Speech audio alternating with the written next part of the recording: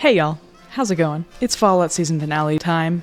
I just recorded my entire reaction, and something happened with my recording. Somehow only the second half of the recording of my reaction was actually captured. So unfortunately, I'm gonna have to start this episode mid-episode. I'm really upset about it because it's the finale episode and this has been hyped up for whatever. I'll give a rundown of my reactions when I'm doing the breakdown of the first half. Of course, all of the most important stuff happens in the second half. I don't know what happened. I tested recording multiple times. It is what it is. But yeah, we're about to watch the season finale of season 2. You can see some of my reaction and then all of my breakdown afterwards. Just gonna get right into it. Okay. So whatever's in his keepsake box. Definitely. Yeah. Man, she is a player of players. Am I crazy? Did we just come out of Vegas a couple of winners? Who's that man? Oh. Time to report your status. Oh, they're all ringing?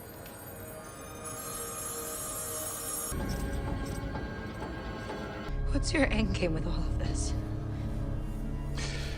Miniaturization. Soon, we won't know who's been automated and who hasn't. You just have a little scar on your neck. It's just the synths all over again. Uh-oh. He ain't so nice anymore. You'll be my little girl again. Aw, dude. I need Hank to show up and blow this man's head off. You're insane. Yeah.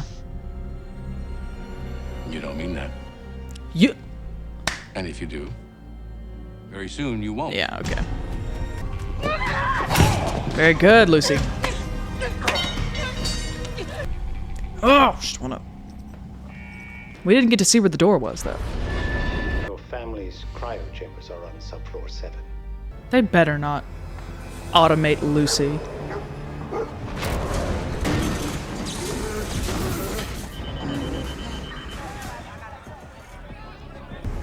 Okay, and if he does lose, then what are y'all gonna do? You know if he loses, we're all dead, right? I'm still in for 20. As for his side. Oh, okay. Resourceful. Oh, he's tired, man. Yeah, I'd be long dead by now.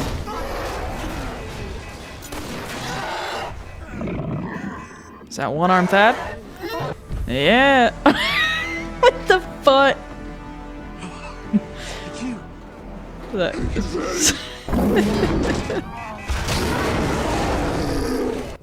You gotta reload. Yeesh.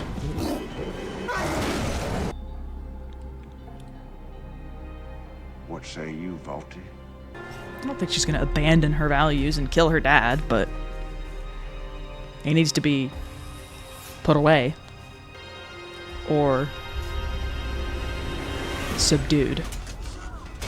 Ooh, his jaw's hanging off.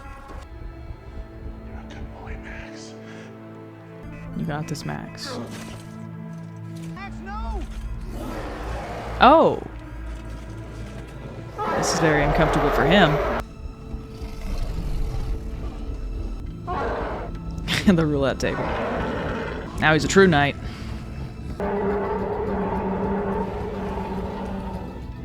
He's just a damn kid. Okay, Mr. Atomic Wrangler Bartender's gonna do something. Let's take back our town. Mm-hmm. I'm not doing that.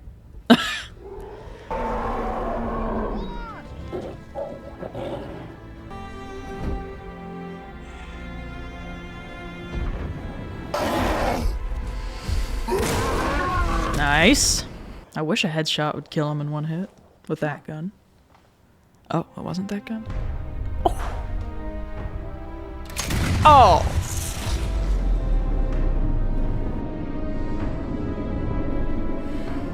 That is beautiful. That's liable to bring a tear to your eye.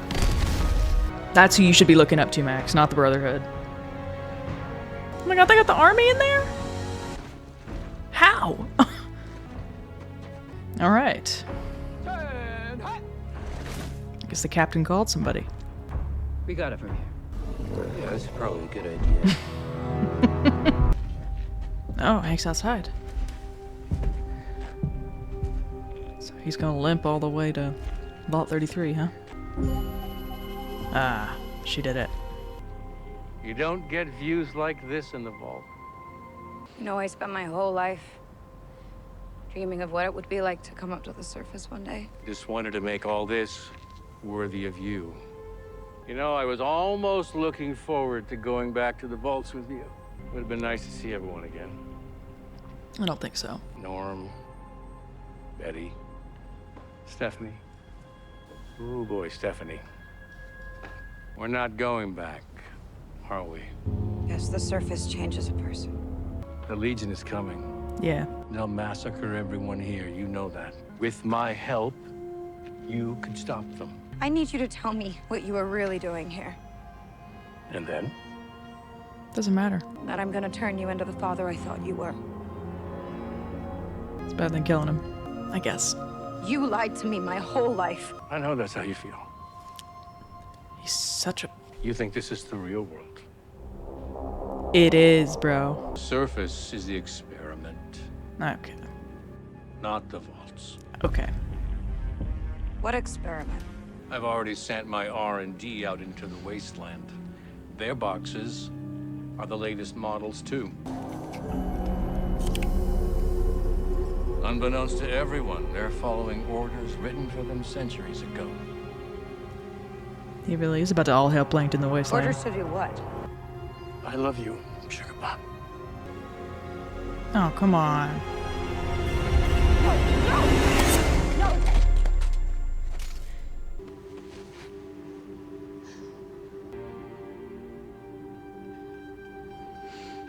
Miss?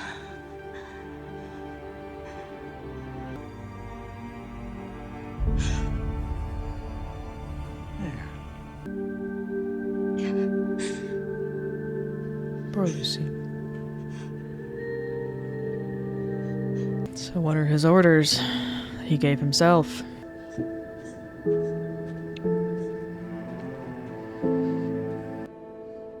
Lucy? No.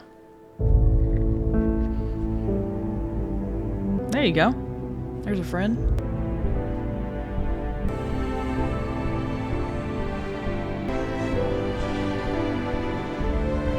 Good reunion. She needed that. All right.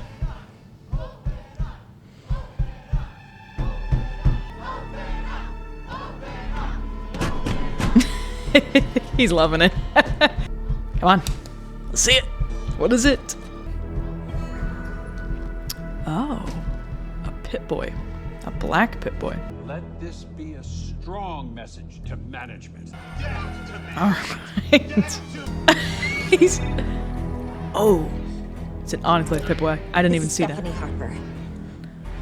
Hank McClane's wife. Uh-huh. If you can hear this, initiate phase 2. Oh no. They're about to turn into super mutants. Oh no. This is Stephanie Harper, Hank McClane's wife. Initiate phase 2. This is Hank McClane, boarding for duty, sir. Nobody in Vault 10 knows I'm here. This is Norm McClane from Vault 33. Dad, if you can hear me, why didn't you tell us the truth? What's gonna happen to our vault? We better see phase 2 by the end of this episode or I'm gonna be annoyed. Yikes. Radroach just did that to y'all? Oh, get the bobblehead. Get the bobblehead. That's amazing. Oh, she stabbed it. Let's get you home. Where's home? Wow. They're gonna go back to the vault with her? Okay, these scenes are too short. If your family is here, I'll be happy for you. But what is your plan? How will you protect them? That's not your business. This is it. What's the phone call? I want you to know that it wasn't me. What wasn't you? Whatever it is that's about to happen, there are far worse people than I. Oh. I commend you for trying to play the hero. I got Enclave all over the place. Because you gave it to them.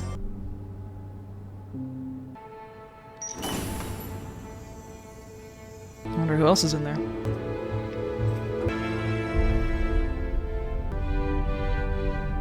We'll get him out. They'll recognize you. Open it. Yep. Good. If this thing's empty.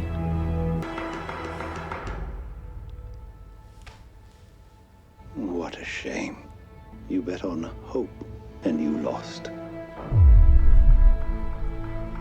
Cooper Howard, you have your warrant for arrest by the authorities of the House Un-American Activities Committee. What? What?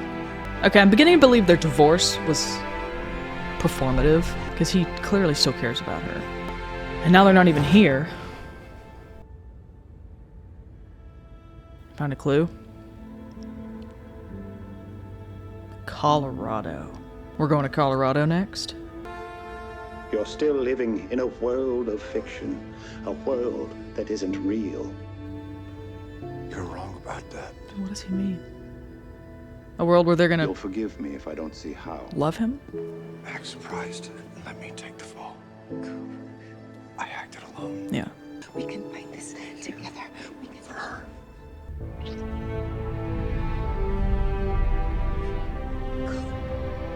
First time in 200 long-ass years, I know my family is alive. That's true, he does. The Enclave is still out there. We're not done, Mr. Howard. We have business. Not with me, you don't. So Coop's going to Colorado. Is anybody else going to Colorado?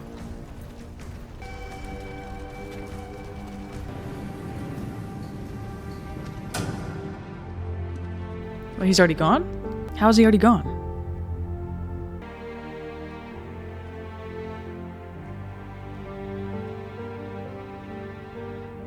There they are.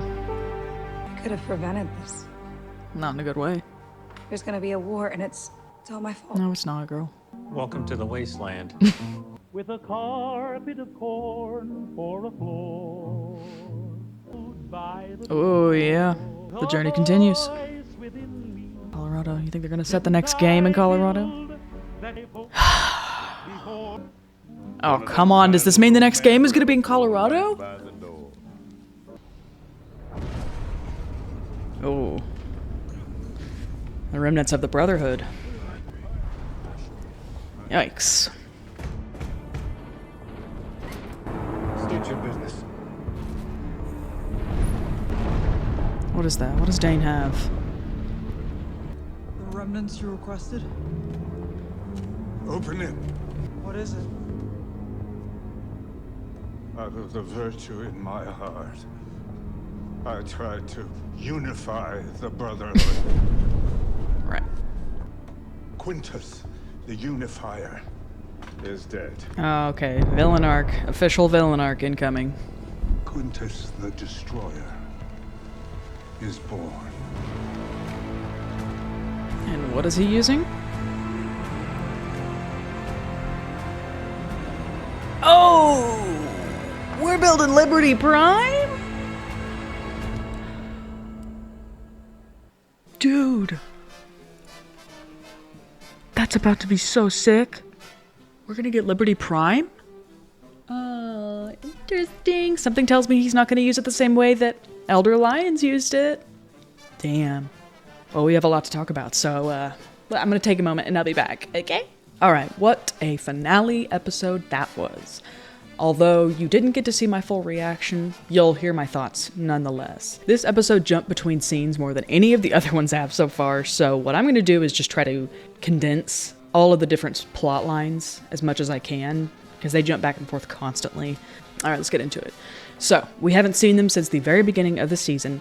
The Legion is still fighting each other, and it has gotten to a point where Legate Lacerta is able to finally access Caesar's body. He drags him back to the tent and pulls the note off of him. Another Legionary walks in there to watch him read it and hear who the new Caesar is. Soon as he reads it, though, his face completely drops. Just saying, I predicted this. I almost said word for word what this note says, but it says, I am Caesar, I am the Legion, it ends with me. That's it. He just looks absolutely devastated and realizes that there is a witness watching him read this. Of course, he quickly stands up and executes the witness so that nobody can see what the note actually said, and proceeds to pick up Caesar's crown and crown himself as the new Caesar. As soon as he walks out of the tent, nobody questions it. Everybody immediately hails him as the new Caesar. And they can't prove that he's wrong because he ate the note. So we got Kevin Caesar now. So now that the Legion is done fighting each other, they have set their sights on New Vegas. So it was a pretty quick resolution to all of that. I guess they didn't really want to go into any more additional lore with the Legion. They ended up where House said that they would end up, which is falling apart, and then what they have collected and scraped together after fighting each other and almost wiping each other out is still a formidable force. But once this force is dead, I think that's the end of the Legion at that point. So Cooper and House have their little discussion. After 200-something years, they're finally talking again. Cooper only has one goal in mind, but House, of course, has to get his rambling out. He says it's good to be alive again, and that his body became a target for wandering travelers with something to prove. I think this has to be some sort of reference to Courier 6, because that's essentially what we are, as a wandering traveler. But Cooper cuts him off in the middle of this and says, I don't care. I'm here for the same thing that I've been trying to get since the bombs fell. I gave you the diode. You're alive. Now you need to tell me where my family is, or I'm going to shoot this diode and destroy not only Earth, but all surrounding planets. So House agrees, but on one condition, and that is that Cooper takes him with him in the form of a Pip-Boy with his face on it. Cooper agrees and grabs the Pip-Boy, and then House begins to direct him to the entrance of the Ultimate Management Vault located in New Vegas. So the consequences of Max being knocked into Freeside and destroying the gate is, of course, letting all of the Deathclaws into Freeside. So all these people are surrounding Max, seeing if he's okay, and then they quickly realize that they need to make themselves scarce. Max tells everybody to run into the buildings as the Deathclaws start to enter. Thad runs in there with them. I think they go into Sunny Sundries, and they're just in there watching Max take on all of these Deathclaws. He does a very good job. His suit starts to notify him of a targeting system, and he discovers that it is equipped with missiles, and he very efficiently takes out several Deathclaws with these missiles, and then he discovers it also has a jetpack which he uses to propel himself up in the air and shoot a Deathclaw with the missile below him. He's having a blast the whole time. He's enjoying himself. But Thad is worried about him and says that he wants to help, but Shotgun Jeff, which is the bartender from Atomic Wrangler, says, I'm not going to do that. Instead, I'm going to bet a few caps on Max dying. Of course, none of these people believe that Max has any sort of chance against the Deathclaws. One lady takes the responsibility of writing all the bets down and collecting caps, and everybody starts putting their money in the pot. Thad, trusting in Max and his ability to fight, which is something that he can do very well, he puts 500 caps on Max winning. Everyone in there doesn't believe that he even has 500 caps, but he proves them wrong. He's got them stored in his pant legs, apparently. He says, I used to make money for a living. He did, literally. He printed bottle caps, if you will. So Lucy is face-to-face with Congresswoman Diane Welch, and she's apparently alive. She's got a feeding tube in her mouth, keeping her alive, and all she does is start begging Lucy to kill her. Of course, it must be absolute agony as a head, having all of your consciousness pulled out of your head and uploaded to these little boxes before they are installed on people's necks. Lucy really doesn't want to kill her. She's tired of killing people. She doesn't like to do it, but she starts to get more annoyed with Diane than anything, concedes, and hits her over the head with the crowbar, which instantly stops all of the computers that have been pulling her consciousness out. So Diane is dead, and she can no longer upload her consciousness to the boxes. Now, this isn't a wireless transmission that would remove the personality from the people that have already had it implanted in their head, because the information is uploaded to the boxes before they are installed. This just stops him from creating more. So at the Vault-Tec headquarters, where all of the 31 dwellers and Norm are, they are dragging him through the building, saying that they're going to bring him to justice. Claudia is begging Ronnie to have mercy on him, to not hurt him. But rules are rules, and if you impersonate management, well, I think the Vault-Tec handbook says that they get the death penalty. So that's fully what their intentions are. Claudia grabs Ronnie to try to get him to stop, and he in turn shoves her into the wall, accidentally hitting the button for the elevator and opening the doors. Of course, the elevator is where the Radroach farm is located, and I think they all realize that right away, and they go silent. One particularly dumb Vault Dweller walks and sticks her head into the elevator and looks around. Just as she thinks she's in the clear, all of the Radroaches come flying out and attacking everyone. That initial Vault Dweller doesn't last long. It rips her throat out, and then everybody else starts to panic and run. Norm, being the smart one, of course, grabs something to hold against himself so the roaches can't see him or get to him as easily. And of course, they end up passing him and going after all of the people running away and screaming instead. Norm runs after the rest of the group because they're trying to get somewhere safe. In the process, he saves one of them, from being killed by the rad roach. But even that is not enough for Ronnie, because they all confine themselves to a little office that they're planning on locking themselves in, and when Norm tries to get in, he shoves him out. And because it took just a couple seconds too long, the roaches are able to force themselves into the office, and they all swarm inside and attack the entire group of people, while Norm hides under a desk and just listens to it all. Very disturbing. It also felt good to watch Ronnie get justice for being a total jerk. So Lucy is out on some of the sky bridges in the management vault. I think she's trying to find her way out, but Hank has managed to get out of the handcuffed to the oven situation he was in earlier and corners Lucy up on the bridge. He explains to her that Mr. House's original product lacked personality and it turned people into robots. His whole goal was to add that personality to make it a little nicer and less depressing. Lucy asks him who the woman's head is that is being used to implant the personality, and he tells her that it's Diane, who has a personality type ISTP. That is, of course, introverted sensing, thinking, and perceiving, which is, as he says, the gold standard for management. So that is, of course, why they used her as the personality source. But Lucy calls him out on the fact that he killed her anyway. The ends don't justify the means. And he disagrees, of course. As they are discussing this, Cooper is actively being guided through these underground tunnels towards the entrance door to the management vault, while House goes on and on and on about how he thought he had everything sorted. He had all the slot machines, the roulette tables, every single piece of technology within New Vegas he had rigged for himself to protect himself. But despite that, the Enclave was still one step ahead of him the entire time. So we're taken to another flashback. Cooper and Barb are at the airport getting ready to leave New Vegas. They're kind of reflecting on their trip, and Barb says maybe we should go to Bakersfield after all this. They're just looking for some change in their life. But Cooper suggests that they might go to Colorado. As he says that, Hank and Steph run up to them. Hank begins to thank Cooper for his excellent wingman skills, because after Steph took him back to his hotel room, they ended up talking for hours, and then Hank ended up proposing to Steph. So she clearly has a lot of convincing qualities. Hank starts plugging her resume, saying that it's very impressive, and he asks Barb directly if perhaps Bud could find a position for her. Barb just says maybe, and then congratulates them on their engagement, and they run off into the sunset together. And then, of course, what we know, Steph does end up getting a job there. So yes, she found herself the next highest branch to cling to, and Hank is apparently very gullible as a younger man. I don't know if he really has that evil in him, or if he and Steph had already discussed the Enclave activities, because later in this episode we find out that Steph is also part of the Enclave. So it could be a front that both of them are putting on. After they walk away, Barb says, I think we just walked out of here a couple of winners. But as they are walking through the airport, they pass a Mr. House billboard, and at the very same time, all of the payphones around them start ringing at the same time, which is very unusual, of course. Cooper and Barb exchange glances. They both look very nervous. Given what they've just done, they probably know that it's something related to their actions. Lucy, facing Hank now, asks him directly what his endgame was with this whole project with the boxes.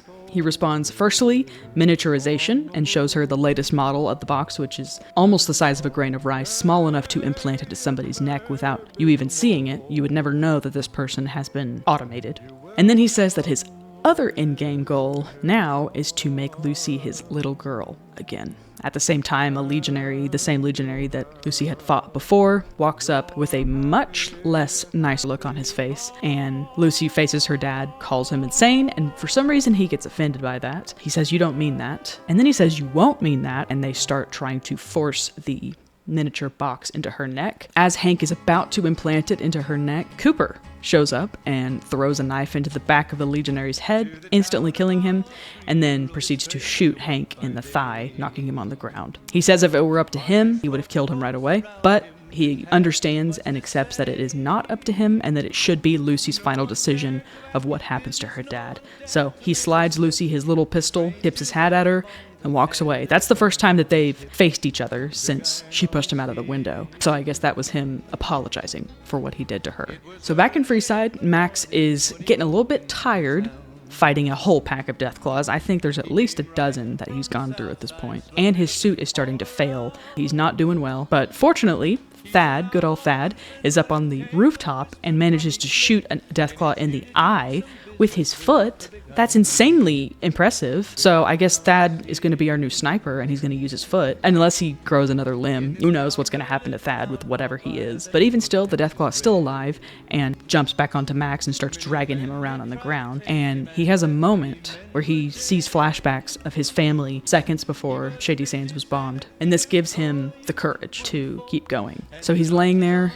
His armor is failing, he's not able to move in it, and despite his intense reliance on the armor to feel like he can do anything, he finally starts to believe in his own abilities and makes the incredibly brave decision to exit the power armor amidst all these Deathclaws. He drags himself to a pile of garbage, pulls a roulette table and a pool cue out, and then holds it like a spear in a shield, and is fully ready to die taking on these Deathclaws. Shotgun Jeff from inside the building notices that he's just a kid, and at that point it gives him the courage. He's inspired by Max's courage, grabs a shotgun and wants to join in on the fight. Unfortunately, none of the other Freesiders share this sentiment, and they're like, nah, I'm still not gonna go out there, I don't want to die. But that's okay, because we don't even need the Freesiders to help. Max is facing down this Deathclaw with nothing but the roulette table and pool cue. He's ready to fight until he has nothing left. The Deathclaw charges at him, but just before it reaches him, it is hit with a much stronger bullet that knocks it off its feet completely. Max looks up at Thad, thinking that he somehow pulled out a much better gun. But no, Thad points to an NCR veteran ranger up on the roof of the Silver Rush, and what I think is the best scene in the show. Obviously, I'm biased as somebody who played the games. The ranger fires his anti-material rifle in slow motion, just like in the intro to New Vegas,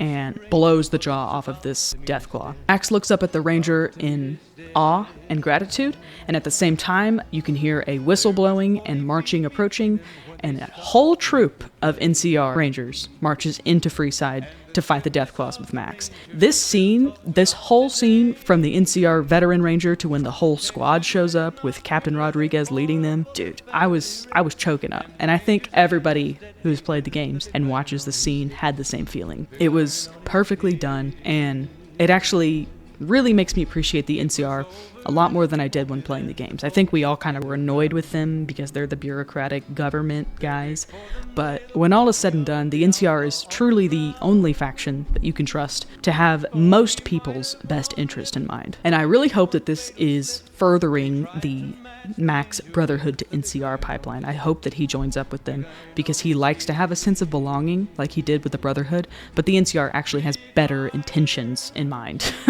than the Brotherhood does. So the NCR is officially back in New Vegas, and I think that's awesome. Not too far away, Lucy walks out of the Lucky 38 with her dad. All the Deathclaws have left the strip and are either dead or in the middle of fighting with the NCR, although we don't hear any shots in the background, so I'm not really sure the timing of this. Lucy is walking her dad out of the Lucky 38 with the gun pointed at him. She's already implanted the miniature box into the back of his neck, and her intentions are to activate it. She has the remote in her hand. Hank admires the view of the strip and reminisces on how he was trying to prepare it for her and make it good enough for her for when she did eventually come to the surface. Of course, she's not believing any of this at this point. She tells him the wasteland tends to change a person, and she's sick of him lying to her. She asks him to tell her what the true end goal of this all is. He tells her that the surface is the true experiment. The vault experiments are nothing compared to whatever this experiment is that he's talking about on the surface. He has sent his R&D,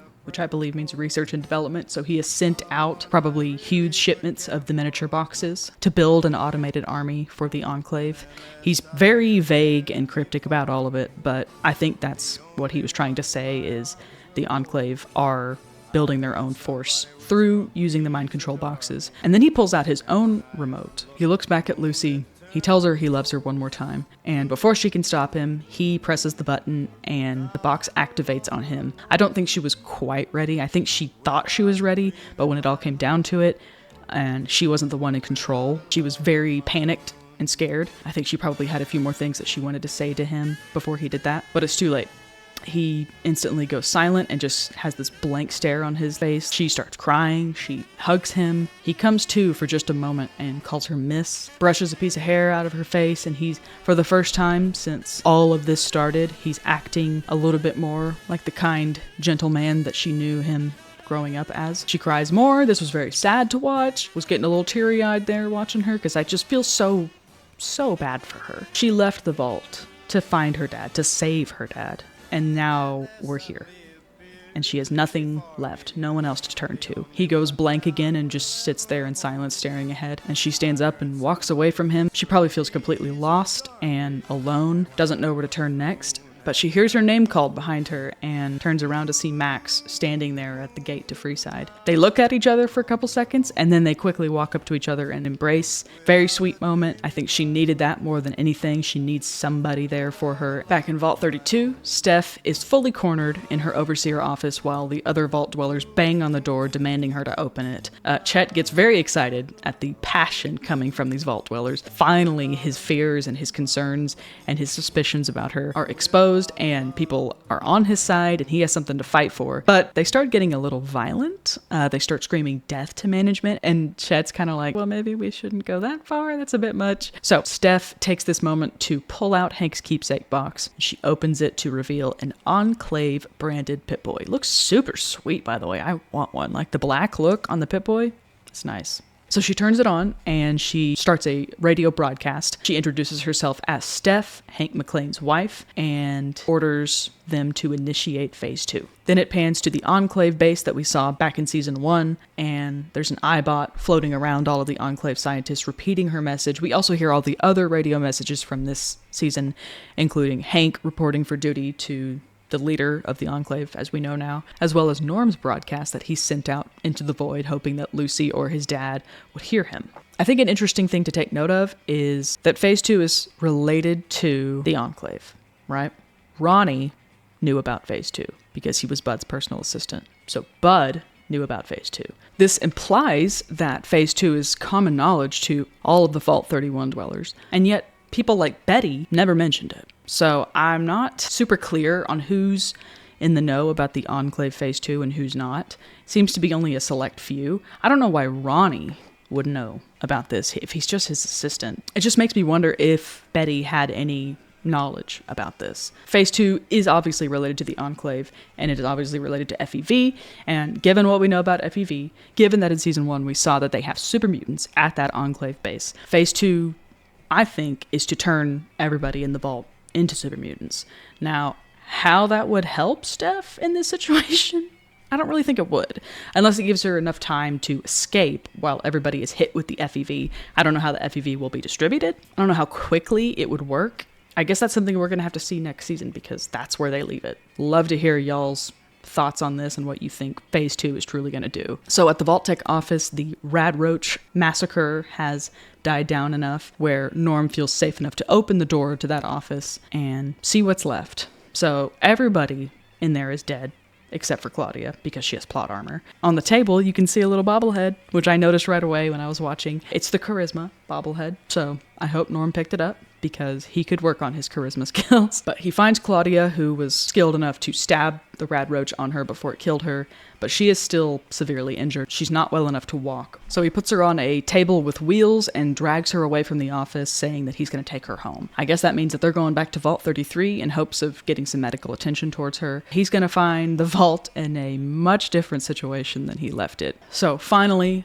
Cooper has entered the biorepository where his wife and daughter's cryopods are located. As he is entering the biorepository, we are taken back to the flashback where he and Barb are next to all of these payphones that are all ringing at the same time. Cooper approaches one of the phones and answers it, and of course Mr. House is on the other line and tells him, I want you to know that what's about to happen was not me, and that he actually commends him for trying to be the hero and to save the world. At that moment, Coop notices all of these men in black suits. As this is happening, we're back in the present day, and Coop tells House to finally open the pods, and when he does, they're empty. Barb and Janie are nowhere to be found in these pods. House is very condescending in his response. He's like, oh, you bet on hope and this is what you got. Well, that's too bad, isn't it? I think House had to have known that they weren't in there. I think he would have access to the systems that power these cryopods and be able to tell when one is not occupied. Back in the flashback, Coop is promptly arrested by all of these men in black suits,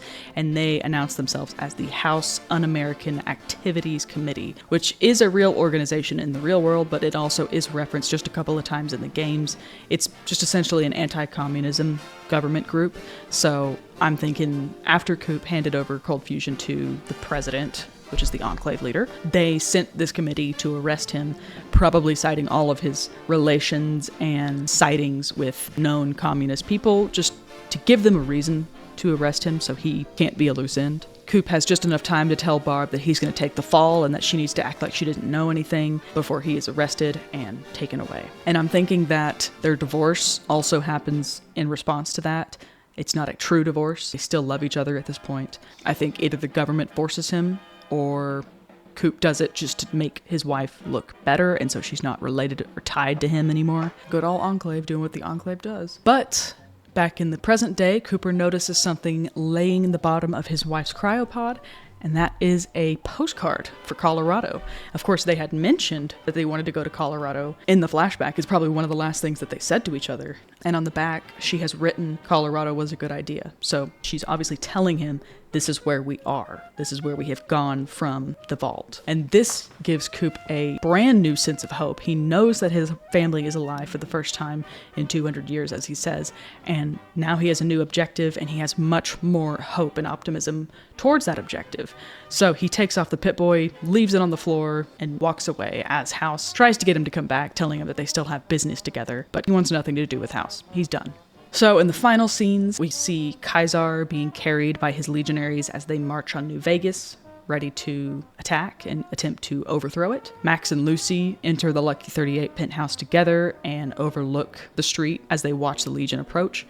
Lucy expresses her guilt for not properly preventing the oncoming war, and Max just says, welcome to the wasteland, where one decision you make leads to a war. And then they hold hands, and it's cute, and I'm happy that they're back together. And then finally, after the end credits, just like at the end of season 1, we get a post-credit scene. I didn't even know that this was a thing the first time I reacted, so I had to come back and react to it today. It is the aftermath of the Brotherhood. After Max and Thad left them to destroy each other, Quintus is still alive. He's being guarded in the room that Max locked him in, and Dane is still operating as a Brotherhood member at this point and delivers a set of blueprints to Quintus. Quintus essentially says, no more Mr. Nice Guy, and Quintus the Destroyer has now been born. He lays out the blueprints, and it is Liberty Prime. So Brotherhood are going to be constructing Liberty Prime with the end goal of taking everybody out, I assume, and becoming the ultimate power of the wasteland. I cannot wait to see Liberty Prime in action, man. Another thing to look forward to with the next season. So that's it. The season is over, and we have to wait probably another couple of years till the next one. Still a lot of unanswered questions, but I am super excited to see Colorado because that is where Fallout Tactics takes place, and also partially where Fallout 3, the original Fallout 3 Van Buren by Interplay, was supposed to take place. So I guess I have to play Fallout Tactics because that's the one that I haven't played.